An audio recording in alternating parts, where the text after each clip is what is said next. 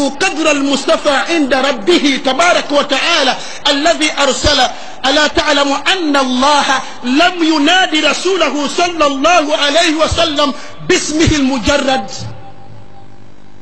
بل وقد نادى على كل الأنبياء بأسمائهم المجردة. فقال تبارك وتعالى: يا آدم اسكن أنت وزوجك الجنة، يا نوح اهبط بسلام منا وبركات، يا إبراهيم قد صدقت الرؤيا، يا موسى لا تخف، يا يحيى خذ الكتاب بقوة، يا زكريا إنا نبشرك بغلام اسمه يحيى. فلما أراد أن ينادى على الحبيب مصطفى صلى الله عليه وسلم قال تبارك وتعالى: يا أيها النبي ربك ينادي تبارك وتعالى بمحبة رسول الله. عند الله لم ينادي رسوله باسمه محمد، والله في كل القرآن من الفاتحة إلى الناس: يا أيها النبي اتق الله ولا تطع الكافرين والمنافقين، يا أيها المزمل قم الليل إلا قليلا، يا أيها المدثر قم فأنذر. سبحان الله. وما نادى رسول الله صلى الله عليه وسلم باسم محمد إلا بقرينة الرسالة والنبوة. فقال تبارك وتعالى: وما محمد إلا رسول. الله أكبر. وما محمد إلا رسول. سبحان الله. ما كان محمد أبا أحد من رجالكم ولكن رسول الله وختم النبيين. الرسالة والنبوة مع الاسم محمد صلى الله عليه وسلم لمحبة الله لرسوله صلى الله عليه وسلم. قال تبارك وتعالى: محمد رسول الله والذين معه أشداء على الكفار رحماء بينهم. يتطاول الأقزام الكفار على المصطفى صلى الله عليه وسلم، على رسول الله صلى الله عليه وسلم. محبة الرسول صلى الله عليه وسلم لا تكون إلا باتباع سنة رسول الله. انتبهوا، ليس بالمظاهرات المجردة، لا أقلل عن شأن المظاهرات، لا، بل أقول ولا بد أن نتظاهر، أن نظهر حبنا أو حبنا لرسول الله صلى الله عليه وسلم. بل المحبة لا بد أن تكون مقترنا باتباع رسول الله صلى الله عليه وسلم عقيدة وسلوكا وحكما. أكرر هذا في كل مكان.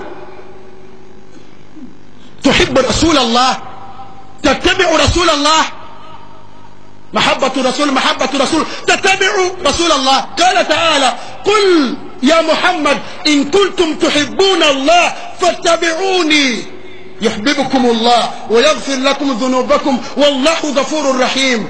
تقول تحب رسول الله، اتبعت رسول الله عقيدة وسلوكا وحكما.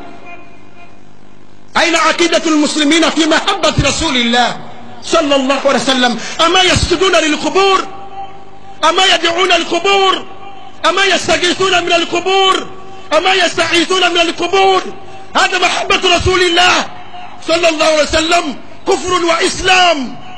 أن يلتقي هذا بذلك أيها اللاهون؟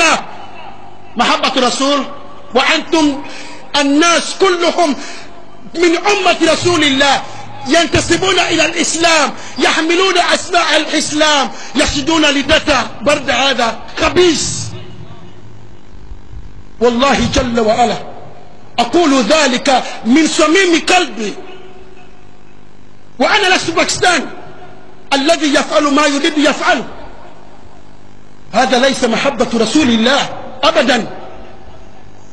يقول صلى الله عليه وسلم: لا يؤمن أحدكم حتى يكون هواه تابعا لما جئت به. كل ما جاء مع رسول الله لا بد أن تتبعه، لا بد. محبة رسول الله عقيدة وسلوكا وحكما، لا بد أن نتبع رسول الله في دين رسول الله صلى الله عليه وسلم. هو الذي جاء بالإسلام وهو الذي جاء بالهدى. رسول الله صلى الله عليه وسلم: قل إن كنتم تحبون الله فاتبعوني عقيدة وسلوكا. أين عقيدة المسلمين؟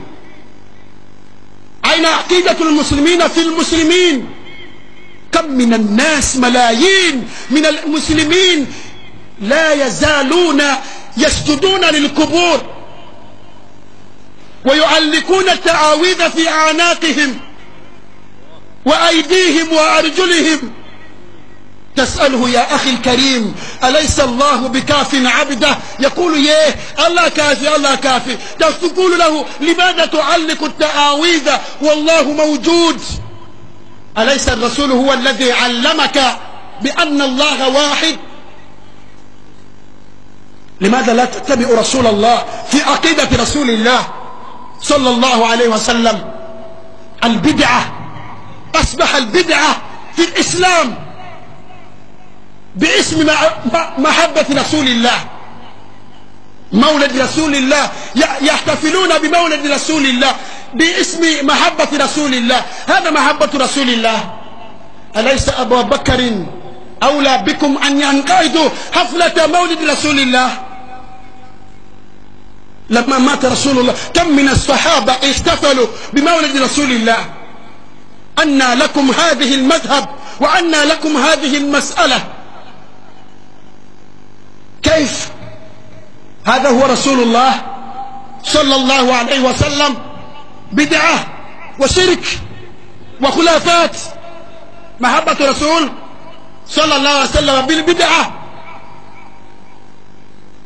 مولد، موسيقى في دين رسول الله صلى الله عليه وسلم، وندعي بمحبة رسول الله صلى الله عليه وسلم. مش ممكن أبدا المحبة إلا أن نرجع إلى كتاب الله وإلى سنة رسول الله على فهم السلف الصالح، ليس على فهم كل واحد، على فهم سلف الصالح، ليس على فهم كل واحد. لا، الكتاب والسنة على فهم الصحابة الكرام. انظر إلى هؤلاء الجبندية، هؤلاء برروية، مشركون يستغيثون بالقبور ويعبدون القبور، هؤلاء المعتزلة، هؤلاء الأشاعرة، هؤلاء كل الفرق. أتعرفون أن أهل الحديث هم الذين يحبون رسول الله صلى الله عليه وسلم؟ أهل الحديث هم الذين يريدون رسول الله صلى الله عليه وسلم، لأنهم يقرؤون أحاديث رسول الله صلى الله عليه وسلم ويتبعون ما في الحديث رسول الله صلى الله عليه وسلم.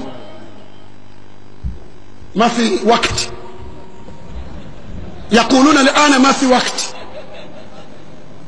اللهم صل على محمد وعلى آل محمد كما صليت على إبراهيم وعلى آل إبراهيم إنك حميد مجيد. اللهم بارك على محمد وعلى آل محمد كما باركت على إبراهيم وعلى آل إبراهيم إنك حميد مجيد. اللهم ارزقنا المحبة الحقيقة لرسولك صلى الله عليه وسلم. اللهم ارزقنا المحبة الحقيقة لرسولك صلى الله عليه وسلم. وأقول قولي هذا واستغفر الله لي ولكم. كلام كثير لكن ما